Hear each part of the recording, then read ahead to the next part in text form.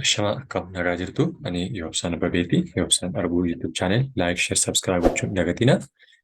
Egaa akkuma taakala isaa keessatti gosoota ennaa sadan ilaallee sadan keessaa immoo lama ilaallee dabarree ennaa ammaa, ennaa dhufuu fi ennaa ta'ee darbe gochoota kana sadan gochaa yeroo darbe, gochaa yeroo ammaa fi gochaa gara fuulduraatti dhufuu kan jedhu waliin ilaallee ture.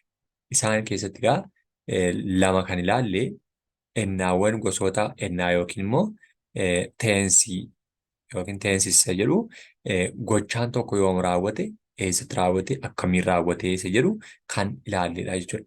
Inni tokko gochaa ta'ee darbee fi kan ture yookiin immoo yeroo darbe kan ta'e jechuudha. Paastii kan ta'e yookiin immoo ennaa darbe ta'e raawwatee darbeera jechuudha. Inni tokko ennaa darbe yeroo ta'u, ennaan inni tokko immoo ennaa amma ta'aa jiru pirezentii jechuudha. Ennaa amma kana raawwataa jiruu fi ganaa gara fuulduraatti raawwatu isa ta'e jechuudha.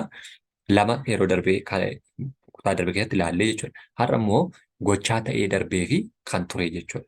Kan ture yookiin kan paasti ta'eera jechuudha. Yeroon kun maal ta'eera? Darbeera jechuudha. Kanaaf inni kun immoo akkaataa kamiin deemee ture. Deemee ture. Tureeraa isa jedhu ibseera bakka darbeera. Namichi eenyudha? Deemee ture. Yoom deeme? Hin beeknu jechuudha.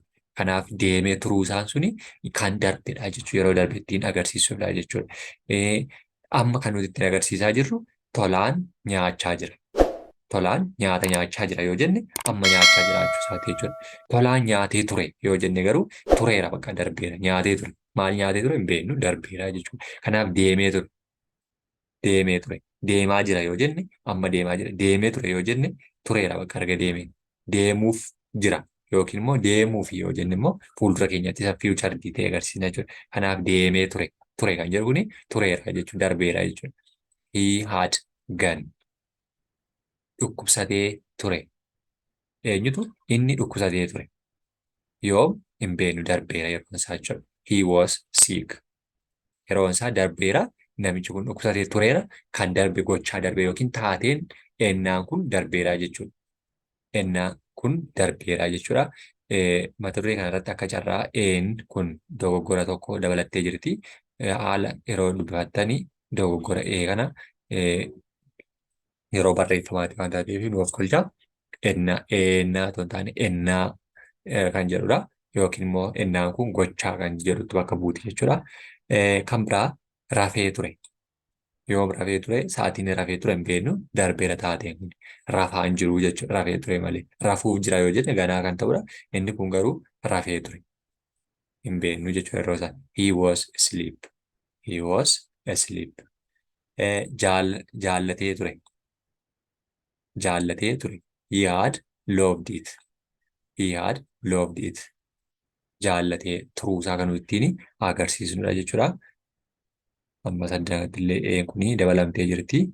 Kana waliin dubbifatiin warreen qubee guutuu ishee dubbisuu yaaltanii jaallatee ture kan jettudha. Adda kanatti laatu dabalama. Jaallatee ture. Jaallatee ture. Ture. Yoom hin beeknu bara darbe bara kaan waggaa 10 dura jaallatee ture. He had loved it. He had loved it. Akkasitiin ibsuu dandeenya jechuudha. Hennaan kun egaa hennaa maaliiti? Hennaa ta'ee turedha jechuudha. Yookiin gochaa raawwatee tureef.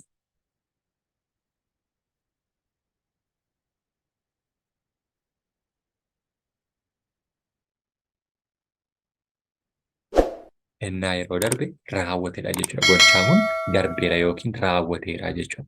Isa kam ta'ee? Isa sadaffaarti jechuudha. Inni kun raawwateera. Inni tokkoffaarratti maal jenne? Ennaa darbe, ennaa ammaa, ennaa dhufuu jenna. Ennaa darbe kan nuti jennu Ingiliffaatiin ennaa darbe past, present, future isa jennedha jechuudha. Kanaaf warreen kun sadaffaa isaaniiti jechuudha. Inni taanee jiru waan biraani gochoota hennaa kana keessatti hennaan kun akkaataa kamiin ibsamuu danda'a yookiin immoo hennaan kun akaakuuwwan hennaa kana akkaataa ittiin himoota keessa galchine ilaaluu dandeenyudha jechuudha. Himoota keessa gaafa galchine ilaallu hennaa kana akaakuuwwan isaaniiti jechuudha. Akaakuuwwan umuroota yookiin types of verbii isa jedhamudha jechuudha. Types of verbiin keenya ennaa darbee, ennaa ammaa, ennaa dhufuu keessatti kan wal qabatudha jechuudha. Kanaaf types of verbii keenya ta'eetu nu gargaara yookiin xumura yookiin raawwachiiftuu ishee jennu jechuudha. Raawwachiiftuu yookiin waan xumura irratti galuu jechuudha. Isheen xumuroota jennaani jechuudha. Kanaaf xumura warreen jennu kun types of verbiin keenya xumura darbii. Xumura darbii yookiin waan irra darbee jiru jechuudha. Xumura darbii warreen jennu transitive verbii jedhamti Ingiliffii. Transitive verbii. Akka fakkeenyaatti boonaan mana ijaare. Boonaan mana ijaare. Yoom ijaare hin beeknu jechuudha. Xumura darbii jedhamti. Eenyutu ijaare? Isheen kun xumurteetti jechuudha. Ijaare.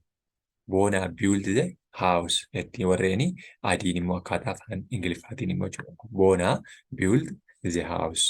Manni boonaadhaan ijaarame. Taateen kun eenyudhaan? Gochi kun eenyudhaan hojjetamaa jira? Boonaadhaan hojjetamaa jira. Boonaadhaan taateen kun ta'ee eenyutu? Manni taatee boonaan hojjetedha. Taatee boonaan raawwatedha jechuudha. Manni boonaadhaan ijaarame. Ijaaramuun manaa kun taateensaa boonaadhaan ijaarame jechuudha. The house was built by Boona. The house was built by Boona.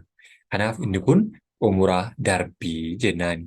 Xumura faal darbii yookiin fuul darbii kan jettu immoo xumura kanarratti immoo akkuma xumura darbii sanaa intransitive verbiidha jechuudha. Gubbaarra transitive verbii yeroo ta'u kun immoo intransitive verbiidha. Garaagarummaa inii fi transit directidha jechuudha. Kanaaf inni kun faal darbii yookiin fuul darbii kan jedhamu yoo ta'u inni jalqabaa garuu darbiidha. Xumura darbii. Inni kun immoo boonaan ciise.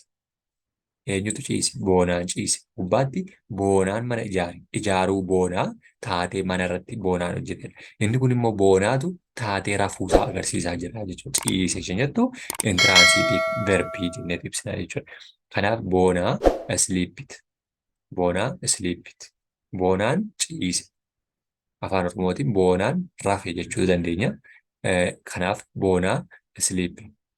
Xumura tumsituu yookiin xumura gargaartuu. Xumura tumsituu yookiin xumura gargaartuu warreen jennu immoo auxiliary verbii warreen jedhamanidha. Auxiliary verbiin baay'eetu jiru. Isaan keessaa garuu kan nuti ilaallu xumura tumsituuti. Xumura tumsituu keenya keessaa boonaan dhufaa jira. Eenyutu dhufaa jira? Boonaan dhufaa jira. Boonaan dhufaa jiraachuusaa xumura tumsituuti keenya jira. Kan jettu xumurarra galtee jirti. Xumurtuudha yookiin tumsaa jirti jechuudha. Boonaan dhufaa jiraachuusaa kan ittiin agarsiiste jira ishee jettu sanadha jechuudha. Boonaa is coming. Boonaa is coming. Ani rafaan ture. Eenyu? Ani mataan koo rafaan ture. I was sleeping. I was sleeping. Jennee ibsina jechuudha. Garaagarummaa auxiliary verbii, intransitive verbii, transitive verbii bal'inaan Ingiliffa keessatti yookiin immoo karaa biraa ilaaluu ni dandeessu. Ammaafan hiika isaanii qofan asirratti isinitti himaa jira malee xumura tumsituu, xumura faal darbii, xumura darbii kana ilaalaa jirru malee Ingiliffa tokko tokko ishee kuni maaliif ING dabalattee warreen kaan immoo maaliif ING dabalachuu dhiisanii isaanii garaagarummaa isaanii auxiliary verbii, intransitive verbii fi transitive verbii keessatti bal'inaan Ingiliffa isaa keessaa galtanii dubbisuu ni dandeessu jechuudha. Inni xumuraa inni deemaa, inni deemuu qaba. Eenyu? Inni deemuu qaba. Nama lamaffaatu nama biraatiin ajajaa jira jechuudha. Inni deemuu qaba. Sardi paartiidhaan ajajamaa jira jechuudha. He was go. He must go. Sorry. He must go. Inni kun maalli isaati jechuudha? Xumura tumsituu jedhamu yookiin xumura gargaartuu jedhamaniitu warratti fayyadamudha jechuudha. Inni kan biraan xumura haadhoo yookiin xumura hundee kan jedhamu jechuudha. Xumura haadhoo yookiin xumura hundee kan jedhamu kuni hundeensaa eessarraa ka'e yookiin immoo maalirraa ka'e? Inni jalqabaa kun xumura isaaniitu ittiin ibsamaa jira. Inni kun immoo hundee isaati jechuudha. Root verbii. Ruutii isaa yookiin immoo jalqabni isaa eenyudha? Fakkeenyaatti jalqabni waan kanaa boonaa ta'ee jira jechuudha. Boonaan mana ijaaree kan jennu maaltu hojjetame? Boonaan hundee mana ijaaruusaa. Boonaan jalqaba eenyurratti taatee hojjechaa jira? Mana irratti taatee hojjechuusaa kan agarsiisu. Xumura haadhoo keenyaa keessatti immoo inni jalqabaa boonaan haadhoo yookiin immoo jalqaba ta'eetu agarsiisuudhaaf nu fayyada jechuudha. Kanaaf root verbii jenna. Xumura ilmoo isa xumuraati jechuudha. Xumura ilmoo isheen jennu immoo ishee xiqqoo taate yookiin immoo haadhotti aansee kan dhufuu danda'u jechuudha. Inni immoo deriveetiiv verbii jedhaniitu ibsama jechuudha. Deriveetiiv verbii keenya keessatti immoo xumura ilmoo yookiin immoo xumura haadhotti aansee kan dhufuu danda'u yookiin kan akaakuuwwan xumuroota nuuf ibsuu danda'anidha jechuudha. Yoo isinitti tole laayik, sheer, sabskiraayib gochuu hin dagatinaa. Galatoomaa.